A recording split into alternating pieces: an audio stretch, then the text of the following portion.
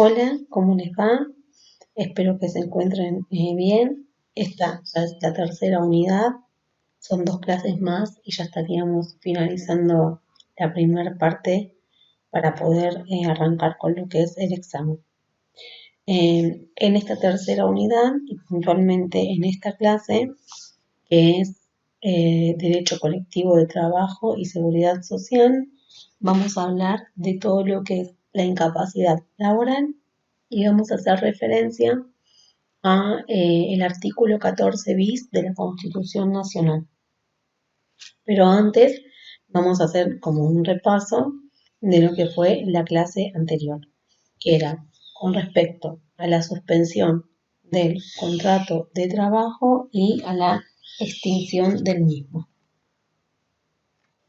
Acuérdense lo que era la suspensión del trabajo, cuáles eran los requisitos para esta suspensión del trabajo, que eran el plazo determinado, una notificación por escrito y la justa causa. Acuérdense que suspensión del contrato de trabajo era la interrupción transitoria de algunas de las obligaciones y prestaciones de las partes, del trabajador o del empleador, que se clasificaban según su causa económica, causa disciplinaria, por desempeño de encargos gremiales, por accidente o enfermedad inculpable, precautoria o por servicio militar. Que en la económica los individuos no iban a pagar una indemnización que podía ser por falta o disminución del trabajo, y en ese caso eran 30 días al año la suspensión. Si era por fuerza mayor, eran de 75 días en un año, y que siempre, cuando la causa de la suspensión era económica, la ley obligaba a realizar el procedimiento preventivo de crisis. Después, las otras eran las disciplinarias, donde tampoco había un pago de indemnización, que lo máximo que se podían dar eran 30 días, y esta sanción disciplinaria tenían que aplicarse de forma progresiva y proporcional al incumplimiento que hizo el trabajador.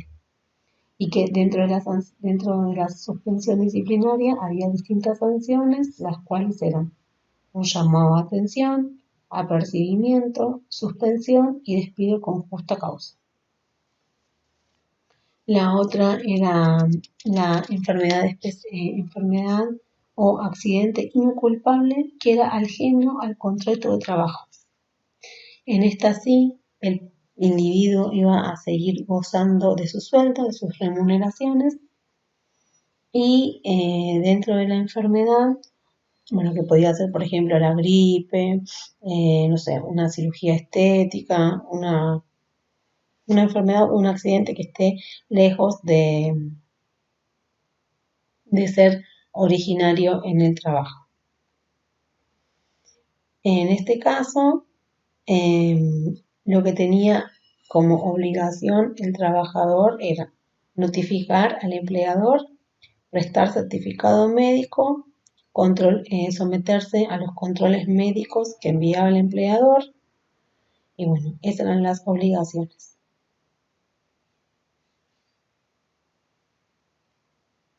que tenía el trabajador cuando tenía una enfermedad o un accidente inculpable. Después habíamos hablado de la diferencia que había entre esta enfermedad o accidente inculpable del accidente de trabajo, que estos sí eran eran los accidentes o las enfermedades que padecía el trabajador por el hecho o en ocasión al trabajo, y que incluía el accidente de trabajo, el accidente in itinere y la enfermedad de trabajo o enfermedad profesional. La enfermedad de trabajo era, por ejemplo, un esguince de tobillo que se producía mientras estaba realizando un trabajo dentro de mi franja horaria. Las enfermedades de trabajo estaban determinadas por estaban determinadas dentro de la ley de riesgo de trabajo, y la otra era el accidente in itinere, que era desde que el trabajador salía de su casa hasta que llegaba a su puesto de trabajo. Y con respecto a la extinción, era cuando se daba finalizado el contrato de trabajo, y que siempre había un crédito salarial y un crédito de indemnizatorio. El crédito salarial era el que recibían todos los trabajadores y tenían salario, hora extra, vacaciones y aguinaldo, mientras que el crédito indemnizatorio era que lo recibía solamente el trabajador que había sido despedido sin justa causa. Habíamos hablado de lo que era todo lo que era el aguinaldo, habíamos hablado de todo lo que era el preaviso, y después habíamos hablado de lo que era la indemnización tarifaria, que justamente la iba a recibir aquel trabajador que sea o sea, que haya sido echado de su puesto de trabajo cuando no tenga una justa causa. Esta indemnización tarifaria se calculaba teniendo la antigüedad del trabajador y el salario. Acuérdense que con respecto al salario habíamos hablado de lo que era la remuneración mensual normal y habitual. Después nombramos los cuáles eran las indemnizaciones agravarias y cuáles eran las causas por las cuales se podía extinguir un contrato de trabajo. Ahí hablamos de los despidos con o sin justa causa y cuál tenía un derecho de todas estas enumeraciones que habíamos hecho saber: despido con justa causa, sin justa causa, renuncia del trabajador, abandono del puesto de trabajo, jubilación, muerte de cualquiera de las dos partes, mutuo acuerdo o despido indirecto, cuál tenía y cuál no indemnización. Acuérdense que la única que tenía la indemnización era la muerte del empleador o del trabajador, la jubilación y el despido por parte del empleador, o sea, directo, sin justa causa. Y esos eran más o menos los temas que habíamos hablado la otra vez. Y bueno, nada, eso es lo que más importante tendríamos que ustedes saber. Me parece que hasta ahí era todo lo que habíamos hablado. Y después habíamos hablado también, una de las características de la jubilación y nada más. ¿Sí? Eso es más o menos lo que habría que saber hasta el momento. Entonces, para dar comienzo a esta unidad 3, que vamos a hablar fundamentalmente de lo que es la incapacidad laboral y el artículo 14 bis de la Constitución Nacional. Bueno, para empezar con el tema,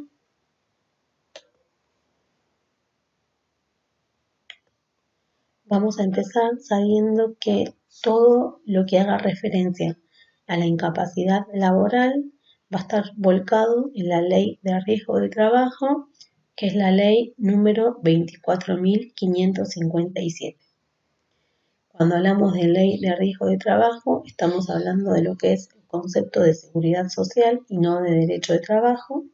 Y dentro de esta ley aparecen las ART, las aseguradoras de riesgo de trabajo, que son un organismo creado por la ley y tiene como objetivo brindar cobertura ante accidente in itinere, accidente de trabajo y enfermedad profesional.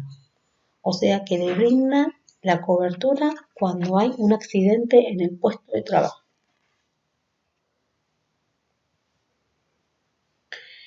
Las personas, o mejor dicho, el organismo que se encarga de determinar esta seguridad social son las comisiones médicas, que es un grupo de personas que se encarga de resolver la diferencia que hay entre las aseguradoras de riesgo de trabajo y los trabajadores sobre este accidente o esta enfermedad laboral, ¿sí? Y son las encargadas de determinar el porcentaje de incapacidad y el tratamiento otorgado. Entonces, la comisión médica es un organismo de la seguridad social y su objetivo es determinar Primera instancia, si el trabajador tiene o no invalidez. Y si hay invalidez, ¿de qué porcentaje es? Dependiendo del porcentaje que tenga esa invalidez, vamos a hablar de si una incapacidad laboral es permanente parcial o permanente total. Y habla también del periodo de provisionalidad, periodo durante el cual la comisión va a determinar si hay o no invalidez. Es el tiempo que le lleva a la comisión médica determinar si tiene o no invalidez. Periodo de provisionalidad. Entonces, para la ley de riesgo de trabajo, la 24.557, incapacidad laboral es la disminución de capacidad o la imposibilidad de prestar tareas en forma habitual por parte del trabajador, a consecuencia del daño producido por un accidente de trabajo o una enfermedad profesional. Entonces, acuérdense en que incapacidad hace referencia tanto a que tenga una capacidad disminuida o esté imposibilitado para hacer una actividad que normalmente hace el trabajador. Y son todos los acontecimientos que ocurren durante el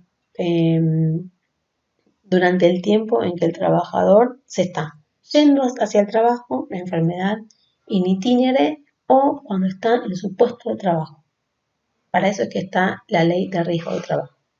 Y es la disminución de la capacidad o la imposibilidad de presentar tareas. Incapacidad laboral se clasifica de forma temporaria o transitoria, permanente, que puede ser parcial o total. Si es parcial, la incapacidad laboral es entre el 50 al 66%, y si es total es más del 66% y la gran invalidez. Cuando es temporario o transitoria es cuando se lo llama baja médica. Y la gran invalidez es el máxima incapacidad laboral, en donde el trabajador necesita de una persona para todo el tiempo poder realizar sus actividades de la vida diaria. Vamos a hablar entonces, explicar cada una de estas incapacidades. La primera, como dijimos, es temporaria o transitoria. Esta incapacidad comienza en la fecha de inicio de la licencia por accidente de trabajo o enfermedad profesional y finaliza cuando ocurren 4 cosas. Cuando el trabajador recibe por medio de la comisión médica el alta médica, cuando esta incapacidad transitoria pasa a ser permanente, cuando transcurren 2 años desde que se manifiesta la primera incapacidad laboral o cuando el individuo fallece. ¿Sí? Recibe la alta médica, se declara, deja de ser incapacidad laboral para ser permanente, pasan 2 años desde el primer evento o el individuo fallece. Bien, durante la incapacidad laboral temporaria, como es temporaria, el trabajador va a seguir cobrando su sueldo. Y además se le van a otorgar los aumentos que hayan por convenios, por leyes o por decisión del empleador. Entonces, esto es importante saber, que la incapacidad laboral temporaria o transitoria, el individuo sigue cobrando sus honorarios, sus remuneraciones y además tiene los aumentos que le corresponden. El deber que tiene el empleador al momento con respecto al trabajador son 3. Le mantiene el mismo puesto de trabajo, le mantiene la misma categoría y su salario está actualizado.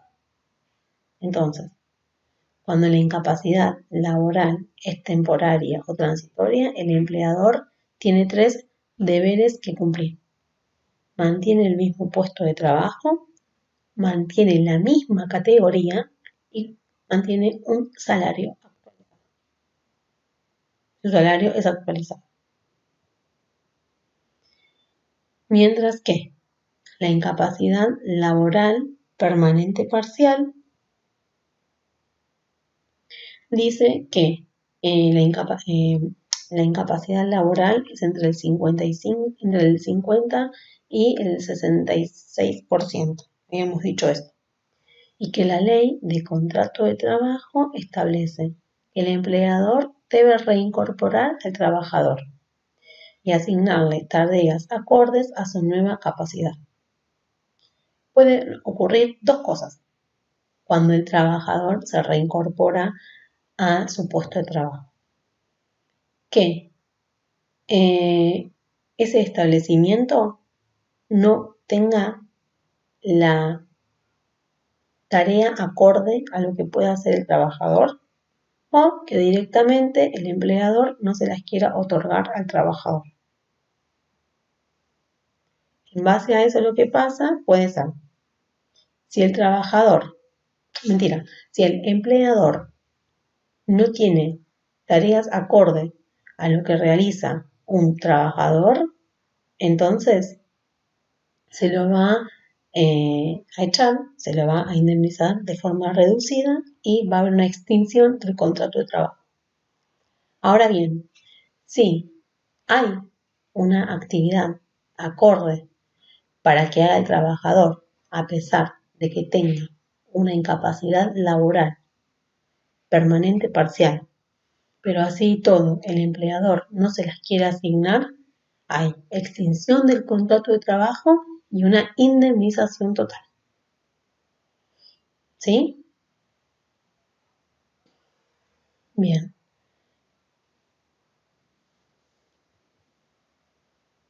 Entonces, vamos repasando, entonces cuando es la incapacidad laboral permanente parcial, el trabajador va a volver a su puesto de trabajo.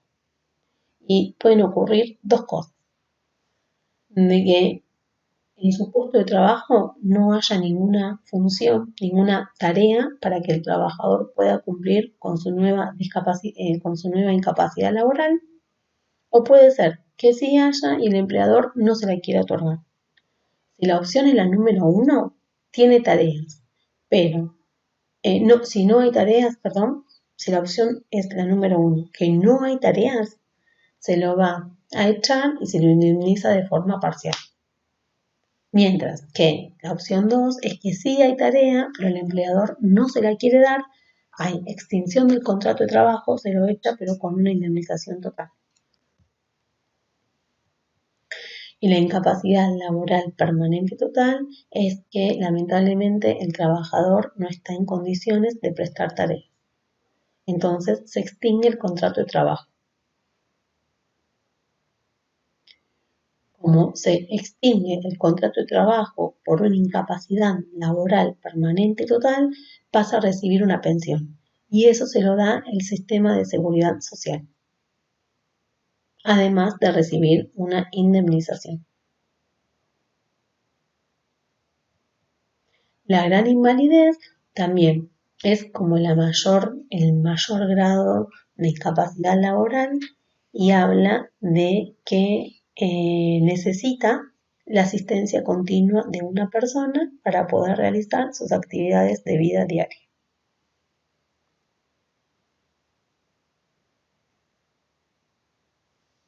Entonces, tanto la incapacidad laboral permanente total y la gran invalidez, la única diferencia que hay entre estas dos, la única diferencia que hay es que la gran invalidez, el individuo necesita de una persona para poder realizar las actividades de la vida diaria. Y las similitudes que tienen estas dos incapacidades son que se extingue el contrato de trabajo, hay una indemnización, se va a dar una pensión, la cual va a depender del sistema de seguridad social y se lo va a jubilar por invalidez.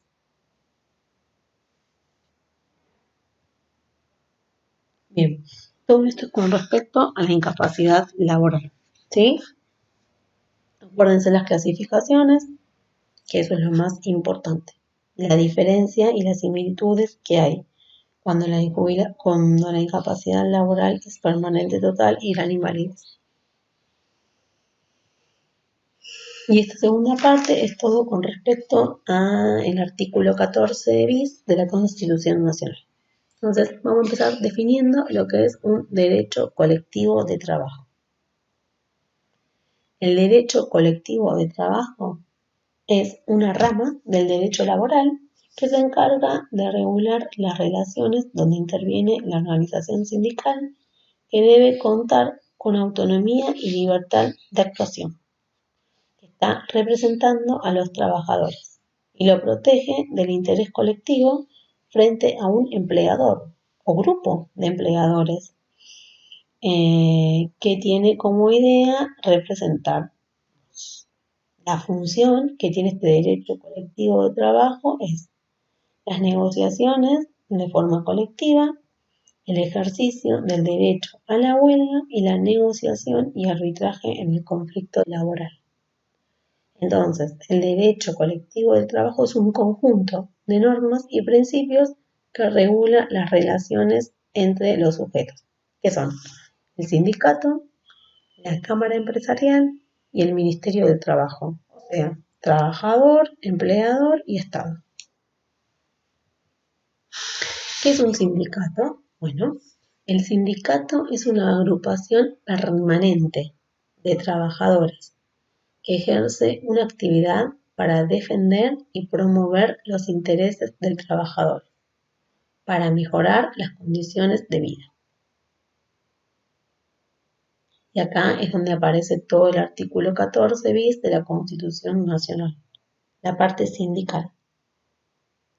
Agrupación de personas trabajadoras que se desarrollan para defender los intereses financieros, profesionales y sociales, vinculadas a las tareas que llevan a cabo quienes lo componen. Es una agrupación permanente que se encarga de defender y promover los intereses de un trabajador. El sindicato. Ojo que sindicato no es lo mismo que gremio. El gremio es un conjunto de personas que tienen los mismos oficios, actividades o profesión. Y dentro del gremio se agrupa el sindicato. Y el sindicato es la organización del gremio. No es lo mismo, ¿eh? Gremio, un conjunto de personas que tienen el mismo oficio, actividad o profesión. Y el sindicato es la organización del gremio. O sea que el sindicato es como el gremio está organizado.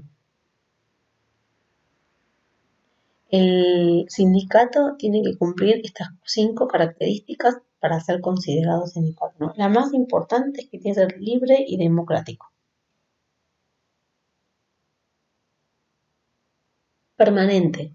Habla del concepto de permanencia, de permanecer en el tiempo sujeto a un grupo de profesión. Permanencia. Voluntario. ¿Sí? La asociación o la afiliación, mejor dicho, a un sindicato tiene que ser voluntaria.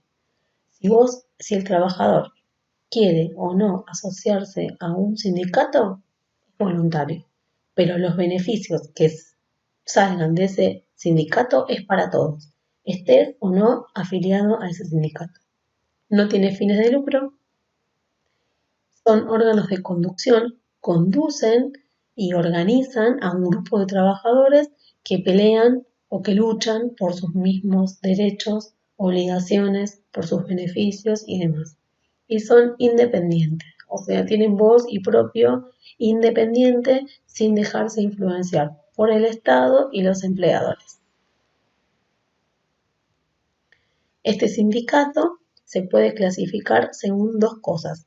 Una puede ser según la función y según la función del grado y la otra es según la función de los trabajadores.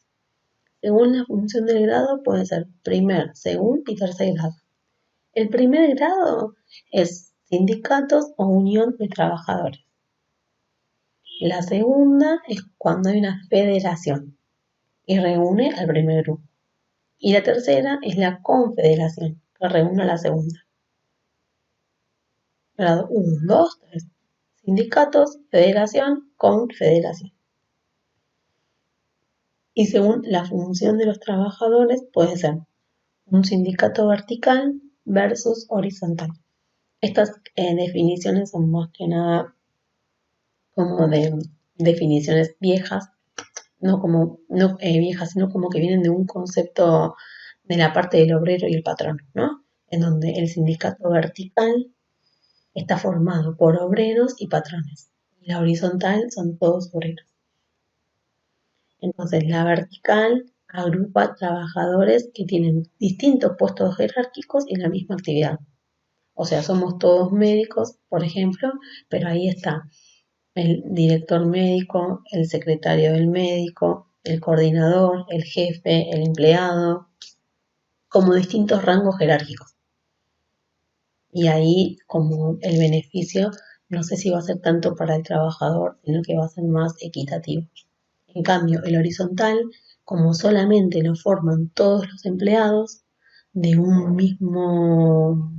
de una misma categoría, somos todos empleados, no hay directores, no hay jefe, no hay secretarios. Bueno, entonces como que los beneficios son más para el trabajador en sí. Horizontal. Se dice que aparece el concepto de personería gremial cuando el Ministerio de Trabajo le otorga al sindicato una calificación legal. Esa es la personería gremial. Es una calificación legal que otorga el Ministerio de Trabajo al sindicato, que resuelva más representativamente un oficio, una actividad o una profesión. Un sindicato es más representativo cuanta mayor cantidad de trabajadores está afiliado. Nosotros somos FATSA. FATSA, AT, SICOP.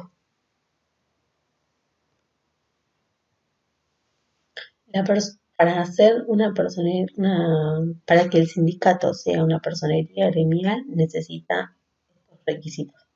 El primero, que esté inscrito como sindicato por más de 6 meses. Y la segunda, que tiene que estar afiliado más del 20% de todas las actividades de todos los trabajadores que pretende representar. Por ejemplo, si yo quiero formar una personería gremial de los sindicatos de kinesiología, de todo el padrón de kinesiólogos, por lo menos se tiene que estar afiliado a mi sindicato el 20%. Y además tengo que estar por más de 6 meses inscrito. Entonces, la idea de ser una personería gremial es que tenés representación en el Estado.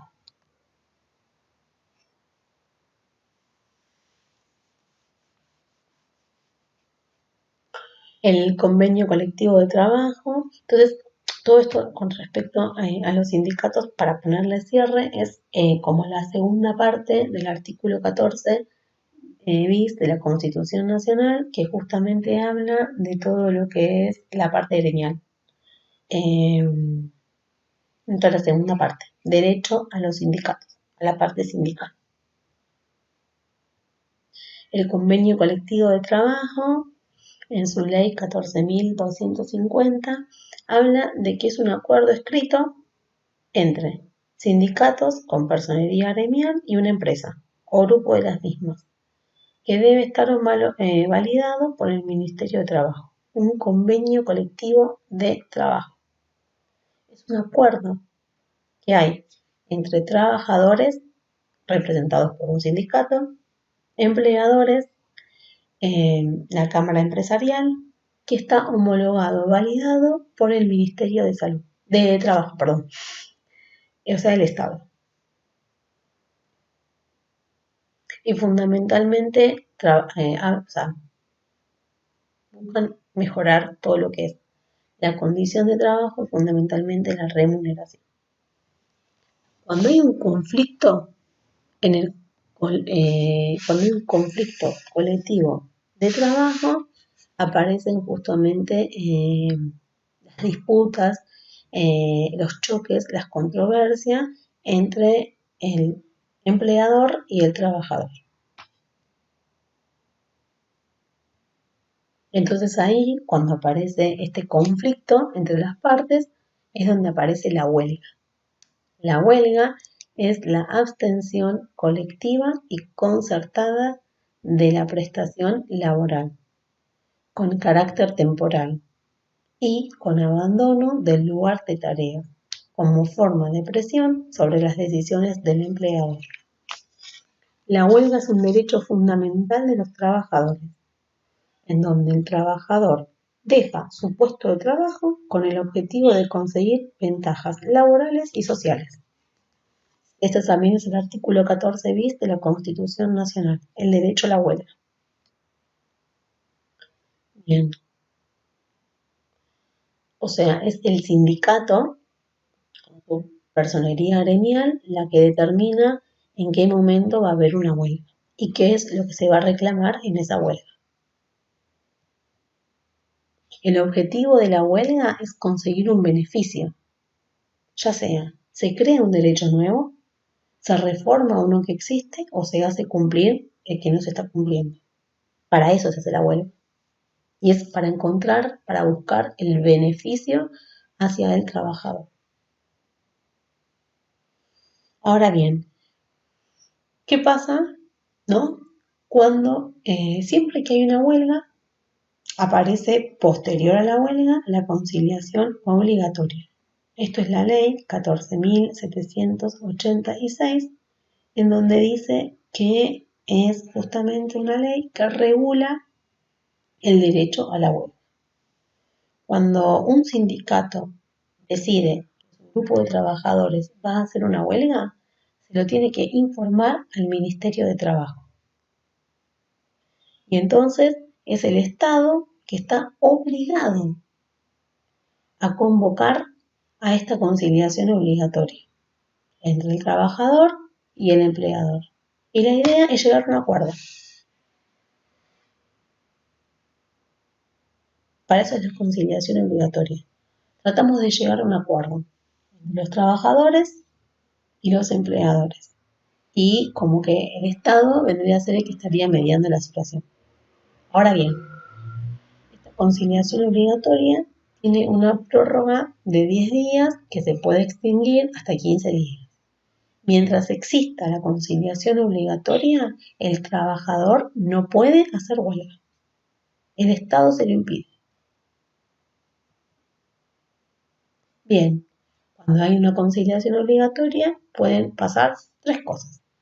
La primera, estoy de acuerdo con lo que el empleador le ofrece al trabajador. Se retiró la huelga.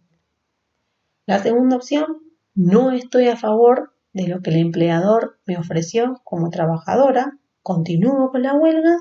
Y la tercera es que hay un arbitraje, o sea, llamo a una tercera persona para que me ayude a resolver este conflicto entre el trabajador y el empleador.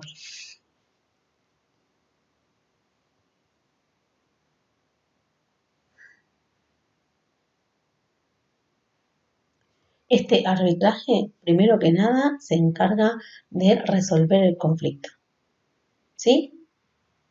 Y tiene como a favor el trabajador que siempre este arbitraje va a estar como con la fuerza de todo lo que es el convenio colectivo de trabajo.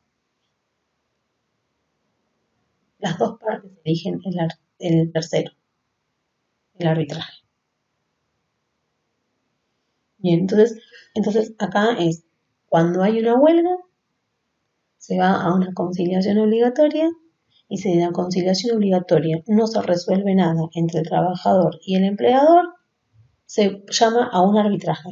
Se puede llegar a llamar a un arbitraje si las dos partes así lo desean. Si no, continúo con la huelga o acepto el acuerdo que me ofrece el empleador. Y ahora aparece la tercera parte de la Constitución Nacional, que es con respecto al derecho a la seguridad social. La primera parte es todo con respecto del artículo 14 bis de la Constitución Nacional. Toda la primera parte de este artículo es con respecto al derecho al contrato de trabajo, lo que venimos hablando anteriormente. Salario, vacaciones, aguinaldo, Vacaciones, horas extras, días laborales. Toda esa primera parte.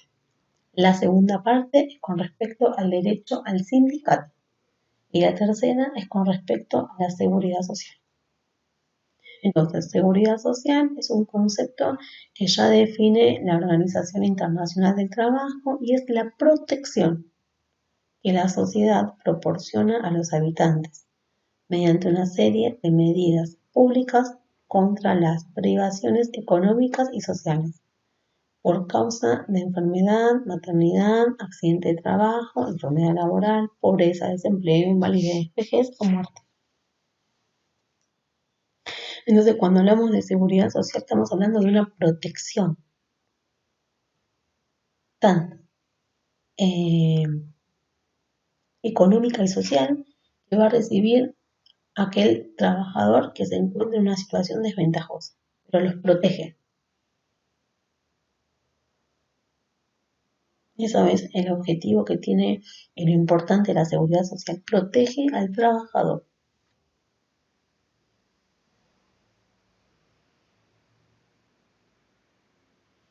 Entonces, cuando hablamos de seguridad social, me está ofreciendo un seguro social obligatorio, jubilaciones y pensiones, protección integral de la familia, compensación económica familiar, acceso a vivienda digna, asistencia médica.